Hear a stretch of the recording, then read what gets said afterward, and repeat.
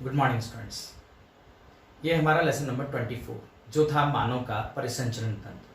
आज मानव के परिसंचरण तंत्र का भाग 2 है। पिछले भाग में हमने व्हाइट ब्लड सेल्स के बारे में बात कर ली थी।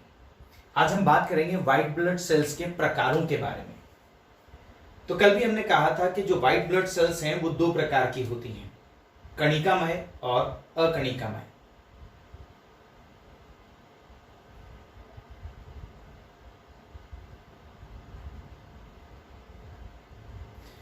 जो कणिकामय व्हाइट ब्लड सेल्स थी या श्वेत रुधिर कणिकाएं थी वो 3 प्रकार की होती हैं और जो अकणिकामय होती हैं वो 2 प्रकार की होती हैं। एक बार थोड़ा सा अंतर यहीं पर वापस देख लेते हैं कि जो कणिकामय श्वेताणु होते हैं उन कणिकामय श्वेताणु के कोशिका द्रव्य में कणिकाएं पाई जाती हैं, जबकि अकणिकामय श्वेताणु के कोशिका द्रव्य में कोई कणिकाएं नहीं पाई जाती। इसलिए इन श्वेताणुओं को अलग अलग कर दिया गया, कणिकाओं की उपस्थिति कोशिका द्रव्य में और कणिकाओं की अनुपस्थिति कोशिका द्रव्य में।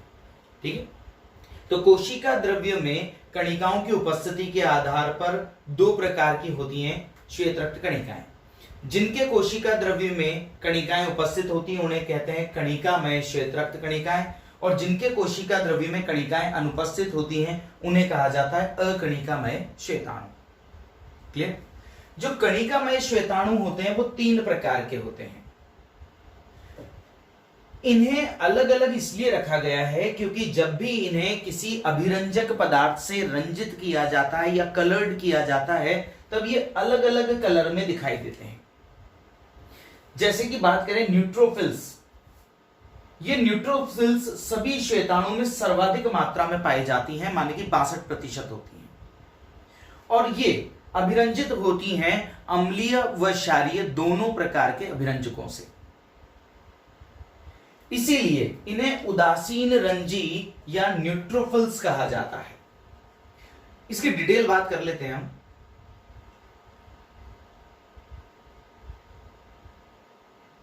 यहां एक बार और थोड़ा सा देख लें तो ये तो है कणिकामय श्वेताणु और ये 2 हैं अकणिकामय श्वेताणु। डायग्राम से आपको दिखाई दे रहा होगा कि इनके कोशिका द्रव्य में कणिकाएं पाई जाती हैं जबकि इनके कोशिका द्रव्य में कणिकाएं नहीं पाई जाती।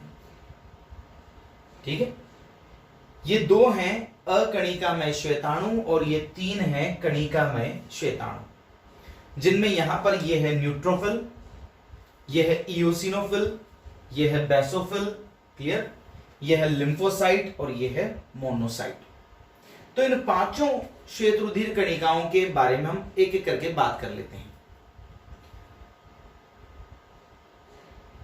ये कोर व्यू है, यहां पर देख पा रहे हैं आप कोशिका द्रव्य में कणिका है, कणिका है, कणिका है, तो ये तो है कणिका में श्वेताणु, और यहां कणिका नहीं है और यहां कणिका नहीं है, तो इसका मतलब ये है अकणिका में श्वेताणु। तो इन डायग्राम को देखकर हम कणिकामय और अकणिकामय में डिफरेंस तो कर सकते हैं।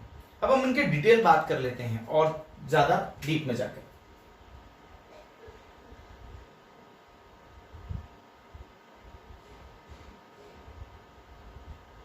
सबसे पहले ये है हमारी न्यूट्रोफिल्स। आप देख पा रहे हैं कि ये कणिकामय तो है ही सही, साथ ही साथ इसका ये जो आप पर्पल कलर में देख रहे हैं ये उसका केंद्रक है। जो कणिकामय श्वेताणु हैं उन सभी के केंद्रक अलग अलग पिंडों में बटे हुए होते हैं, देख पा रहे हैं आप, जबकि अकणिकामय में पिंडों में केंद्रक बटा हुआ नहीं है। इसीलिए इन कणिकामय श्वेताणु के जो केंद्रक हैं वो क्या कहलाते हैं? बहुकेंद्रक रूपी कहलाते हैं। इन कोशिकाओं को भी बहुकेंद्रक रूपी बहुकेंद्रक रूपी श्वेताणु कह सकते हैं।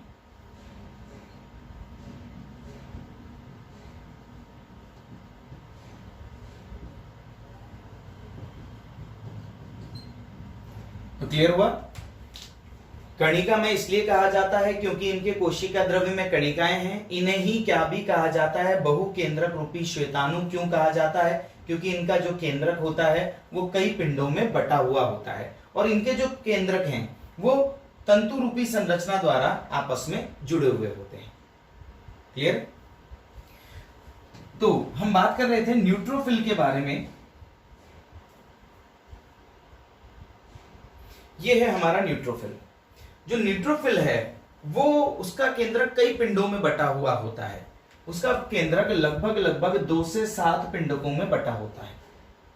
इससे पहले एक बात और कर ली थी हमने कि ये सर्वाधिक मात्रा में पाए जाने वाली श्वेत रुधिर कणिकाएं हैं। हमारे रक्त में श्वेत रुधिर कणिकाओं में सबसे ज्यादा पाया जाने वाली कणिका कौन सी है? न्यूट्रोफिल है। न्यूट्रोफिल के बारे में और बात कर लेते हैं। ये न्यूट्रोफिल है, हमने कहा कि कुल श्वेताणु का लगभग कितना प्रतिशत है? 62% है। दूसरी बात, इसके जीव द्रव्य में जो कणिकाएं पाई जाती हैं वो अन्य दूसरी कणिकाओं वाले श्वेताणु की तुलना में आकार में छोटी होती हैं। माने कि इनके कण जो होते हैं वो सूक्ष्म होते हैं। क्लियर?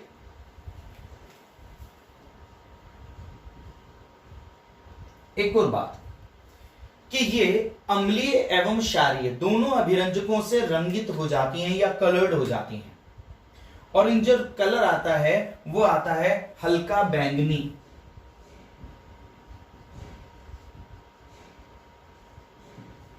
क्लियर? दोनों अभिरंजकों से अभिरंजित होने के कारण इसे उदासीन रंजी भी कहा जाता है। क्लियर? नेक्स्ट बात करते हैं। इनका जो केंद्रक होता है वो 2 से 7 पिंडकीय होता है। यहां पर आपको 3 पिंड दिखाई दे रहे होंगे, कहीं पर 2 पिंड दिखाई देते हैं, कहीं पर 7 पिंड दिखाई देते हैं, कहीं पर 5 पिंड दिखाई देते हैं, कहीं पर 4 पिंड दिखाई देते हैं। क्लियर? नेक्स्ट बात करते हैं। जो न्यूट्रोफिल्स होती हैं वो हमारे रक्त में जीवाणुओं को नष्ट करती हैं, और ज्यादातर जीवाणु को ये खाकर नष्ट करती हैं, माने कि भक्षकाणुक क्रिया करती हैं।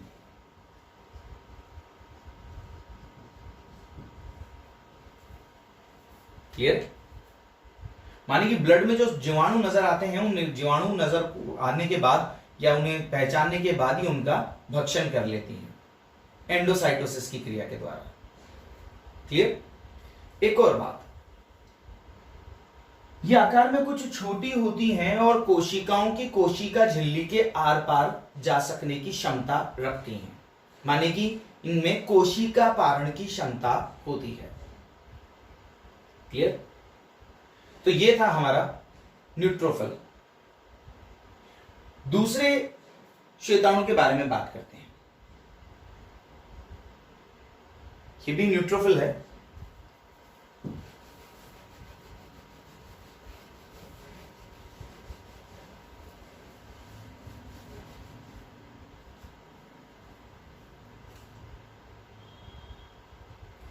ये अगला वाला, ये है हमारा इओसिनोफिल। जो इओसिनोफिल है उसमें जो कणिकाएं होती हैं वो तुलनात्मक बड़े आकार की होती हैं, और उनका जो केंद्रक होता है वो 2 पिंडों में बटा होता है, माने कि द्विपिंडकीय होता है। दिखाई दे रहा है आपको? क्लियर? बात करें इसके बारे में, डिटेल के बारे में, तो ये कुल श्वेताणु का 2.5% होता है। क्लियर? और इसके कोशिका द्रव्य में समान आकार के बड़े कण पाए जाते हैं। क्लियर? नेक्स्ट बात, इन्हें अभिरंजित किया जा सकता है अम्लीय अभिरंजक जैसे कि इयोसिन।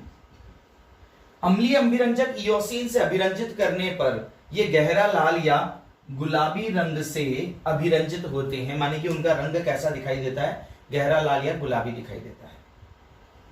इनके केंद्रक की बात करें तो इनका जो केंद्रक होता है वो द्विपिंडकीय होता है। क्लियर?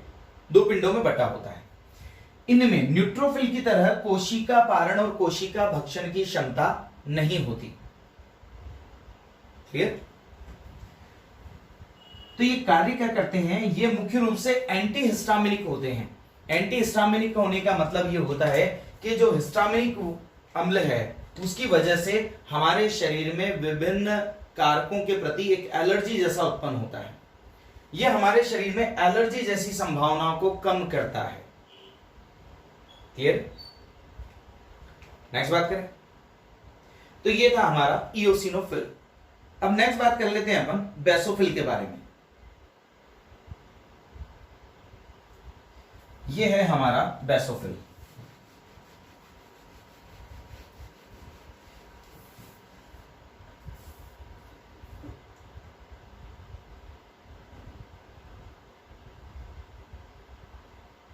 ये बेसोफिल है, सॉरी ये बेसोफिल है।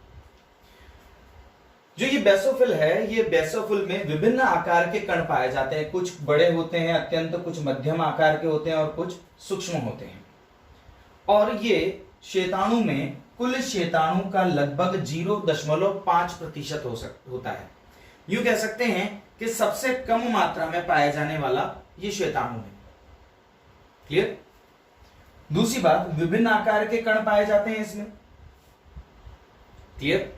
इसका नाम बेसोफिल इसलिए रखा गया क्योंकि ये बेस माने कि क्षारीय अभिरंजकों से अभिरंजित हो जाते हैं और अभिरंजन के दौरान कौन सा रंग देते हैं? नीला।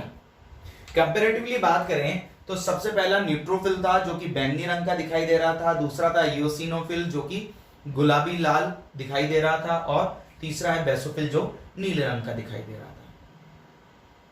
था। प्रतिशत मात्राओं की बात करें तो वहां 62% था, फिर हमने इओसिनोफिलों में बात करी तो वहां पर 2.5% और यहाँ 0.5%। कणों के आकार की बात करें तो वहां छोटे आकार के कण थे सबसे पहले जो हमने बात करी थी न्यूट्रोफिल में, दूसरे में हमने बात करी थी इओसिनोफिल की जहां पर समान आकार के बड़े कण थे, और तीसरी हमने बात करी बेसोफिल की जहां पर विभिन्न आकार के कण थे।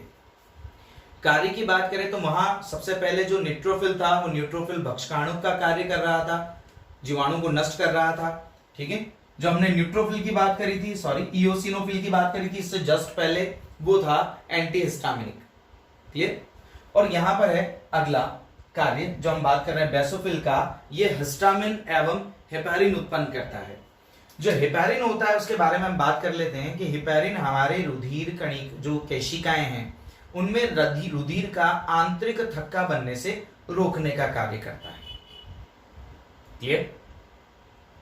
तो ये थे हमारे 3 कणिका में श्वेताणु। क्लियर? नेक्स्ट बात कर लेते हैं, आप चाहे तो इनका एक कंपैरेटिव चार्ट बना सकते हैं। इस कंपैरेटिव चार्ट से इनके प्रतिशत मात्रा, इनमें उपस्थित कणों के आकार या साइज, उनके कार्य आदि के बारे में बात कर सकते हैं। क्लियर? तो चलिए नेक्स्ट बात कर लेते हैं हम। ये हमारे सामने दूसरा है अकणिकामय श्वेताणु, और अकणिकामय श्वेताणु में सबसे पहला है ये हमारा मोनोसाइट। जो अकणिकामय श्वेताणु में ये मोनोसाइट होता है, ये मोनोसाइट आकार में बड़ी होती हैं। इनका जो केंद्रक होता है वो केंद्रक पिंडकीय न होकर या तो अंडाकार होता है या फिर सेम के बीच के आकार का होता है। दिखाई दे रहा है आपको? ये जो मोनोसाइट है इनका आकार लगभग 20 माइक्रोन होता है, और इनकी एक विशेषता है कि ये रक्त से ऊतकों में आ जाती है। हमने कहा था कि रक्त कभी भी ऊतकों के साथ नहीं मिलता, लेकिन रक्त केशिकाओं से ये कहां आ जाती है? ऊतकों में। और ऊतक के बीच, ऊतक के मध्य मौजूद जो जीवाणु या दूसरे परजीवी हैं या दूसरा कोई भी कारक है, उन कारकों का ये भक्षण करती हैं, और आकार में ये लगभग 80 माइक्रोमीटर तक हो सकती हैं। इसीलिए इन्हें वृहद भक्षकाणुक कहा जाता है। क्लियर? ये वृहद भक्षकाणुक न्यूट्रोफिल के साथ मिलकर जो भी भक्षकाणुक का कार्य करती हैं, ये प्रतिरक्षा की प्रथम पंक्ति का निर्माण करती हैं।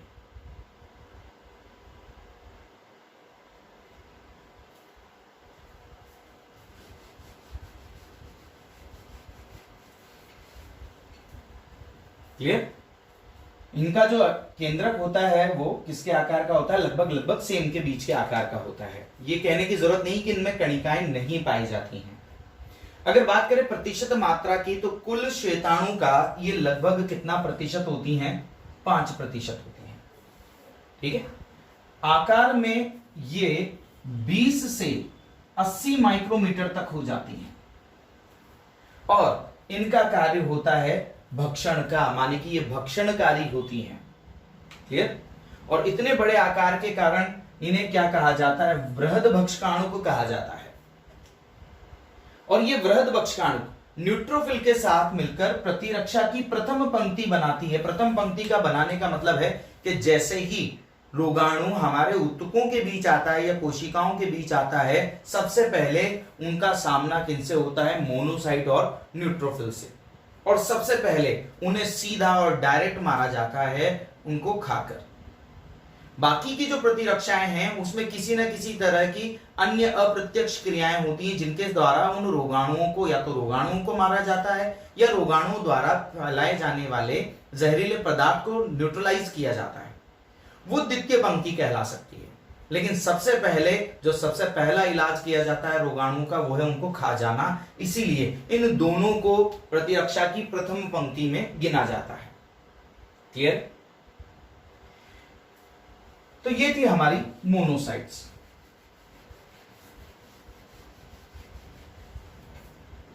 नेक्स्ट हम बात कर लेते हैं लसिकाणुओं के बारे में। ये है हमारी लसिकाणु या लिम्फोसाइट्स।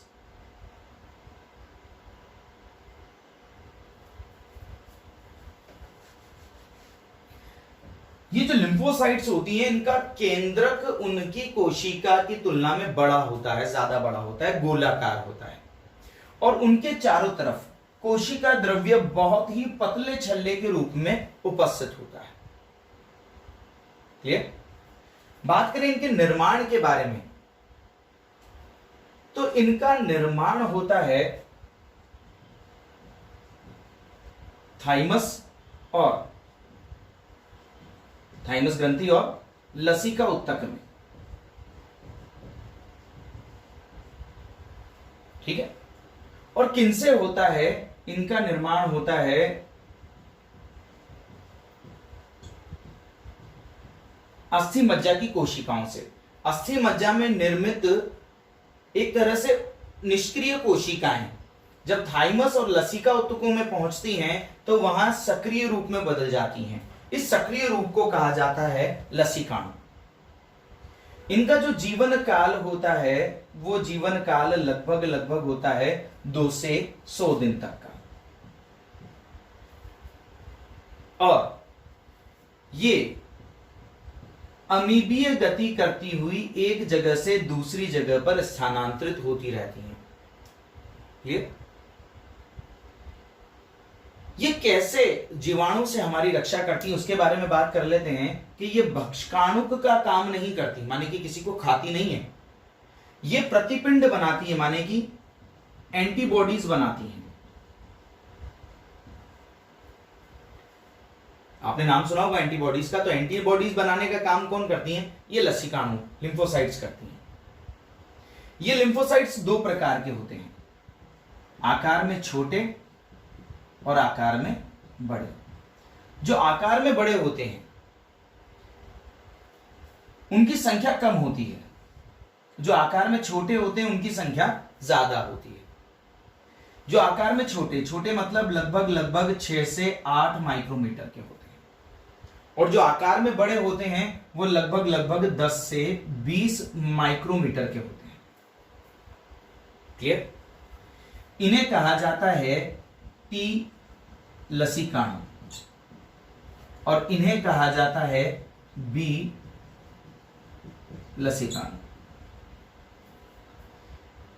क्लियर? ये जो लसिकाणु होते हैं, ये लसिकाणु यहां बात कर लेते हैं, कुल श्वेताणु का लगभग कितना प्रतिशत होते हैं? 30% होते हैं। क्लियर? नेक्स्ट बात करें, पाए कहां पर जाते हैं? ज्यादातर श्वेताणु हमारे रुधिर में पाए जाते हैं, लेकिन ये रुधिर के अलावा कहां भी पाए जाते हैं? हमारे लसिका तंत्र में पाए जाते हैं और कहां भी पाए जाते हैं? ऊतकों के मध्य भी पाए जाते हैं। क्लियर? तो वापस देख लेते हैं। सबसे पहले ये बात करते हैं कि प्रतिशत मात्रा में कितने होते हैं, 30%। कहाँ पाए जाते हैं, तो रुधिर में भी पाए जाते हैं, लसिका में भी पाए जाते हैं और ऊतकों में भी पाए जाते हैं। ठीक है, इनका जीवन काल कितना होता है, फिर बात कर लेते हैं। जीवन काल होता है 2 से 10 दिन का। इनका निर्माण कहाँ होता है वो बात कर लेते हैं। निर्माण होता है अस्थि मज्जा से बनी पूर्व कोशिकाओं से।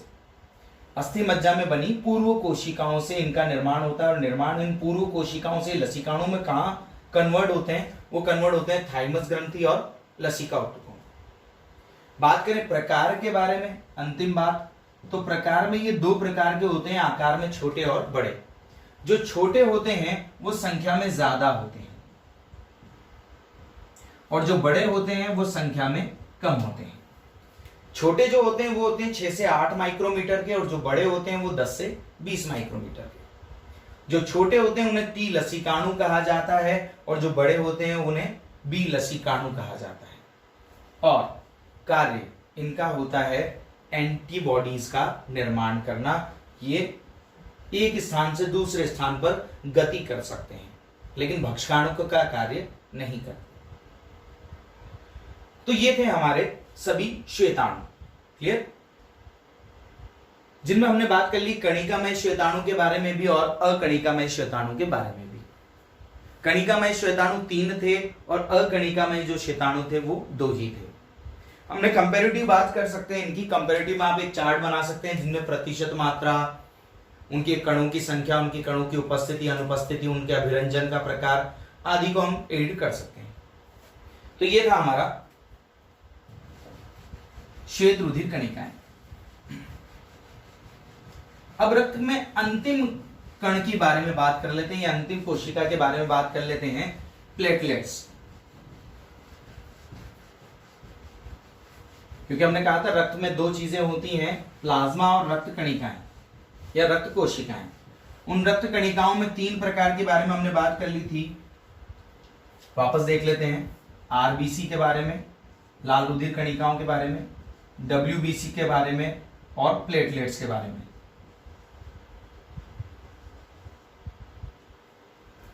क्लियर, तो हमारा जो अंतिम बचता है वो अंतिम बचता है हमारा प्लेटलेट्स। तो देख लेते हैं प्लेटलेट्स क्या हैं। ये है हमारी प्लेटलेट्स।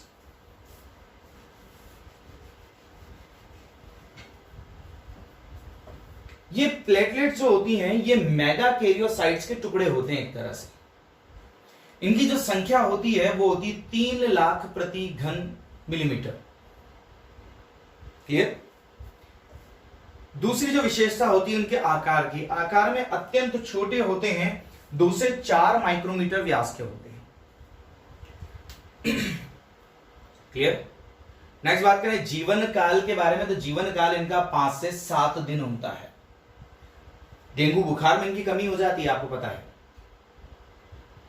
निर्माण होता है इनका अस्थि मज्जा में, और अस्थि मज्जा में किससे होता है, मेगा कैरियोसाइट से होता है। और कार्य होता है रुधिर का थक्का निर्माण की प्रक्रिया को प्रारंभ करना। हम इसी में आगे बात करेंगे कि रुधिर का थक्का कैसे बनता है। क्लियर, तो ये थी हमारी प्लेटलेट्स। आज के लिए इतना ही। नेक्स्ट में बात करेंगे हम, नेक्स्ट पार्ट में भाग 3 में हम बात करेंगे रुधिर के कार्य के बारे में और हृदय की संरचना और कार्यों के बारे में।